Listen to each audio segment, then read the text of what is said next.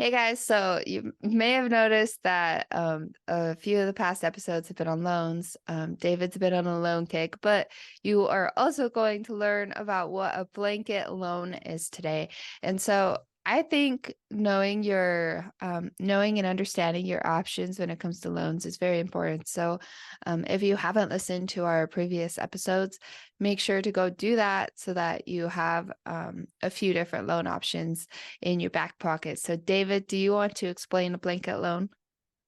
Yeah, a blanket loan is generally used when you have someone who's built up a substantial personal real estate portfolio, usually of single family properties. At least this is the use case that I'm most familiar with. I'm sure that the term blanket loan could be used in different ways, but the use case that I'm familiar with is when you have someone who's built up a portfolio of residential investment property, meaning 1 to 4 units, and they're in their own personal name.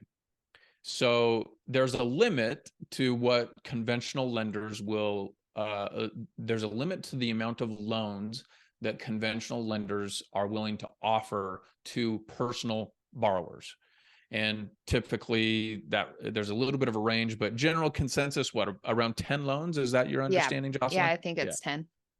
So once you get to that point, well, a lender is going to basically say, "Hey, look, we're not lending to you anymore, right? You've got 10 loans in your own personal name. That's more than we probably should, and so we're not going to lend you anymore." Well, that person could then go to a blanket loan lender where they're basically getting what is also termed as like a portfolio loan. So they have, let's call it 7 properties in their portfolio. They go to a portfolio lender who's going to then look at their entire portfolio, all 7 of those properties, and evaluate those properties on a performance basis, like a debt service coverage ratio basis, like what we talked about in a previous episode. And then they will lend one loan and they will pay off all the other mortgages, and then you'll have one loan for the entire portfolio of 7 properties. And you could be able to pull some equity out potentially. You could refinance and reposition the equity that you have in those properties.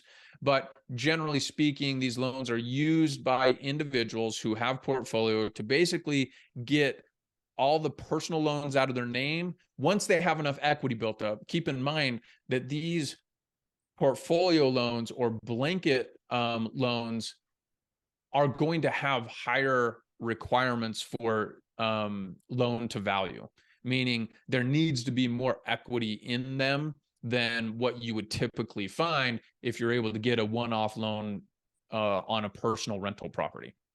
Typically you can get away with 20% down on a rental property. Well, you're probably going to have more equity in the entire portfolio than just 20% for one of these blanket loans or portfolio loans to work. But it is an option, and it's great because then it frees up you to be able to go out and buy more properties in your own personal name.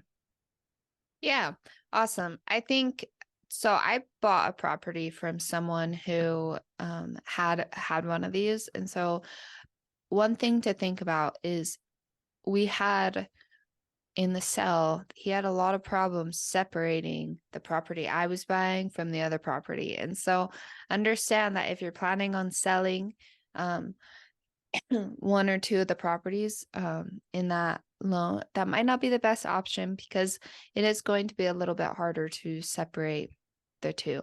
And so just something to think about. Anything Yeah, else that I would just say the use cases that I've seen in the past are actually people that intend on like holding their portfolio long term. So I think that that's sort of the mindset that you've got to go in with if you're planning on it. I mean, I guess you could always try to sell one off, and I actually don't know the technicalities around how you actually even spin off one property out of the loan.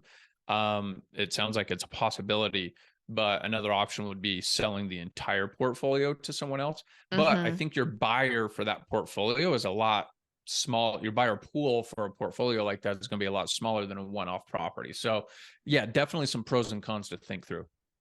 Great. That's it for today. For more daily investing tips and real estate secrets, don't forget to visit breakfreerealestate.com and make sure to like, subscribe, and share our podcast. We will see you tomorrow.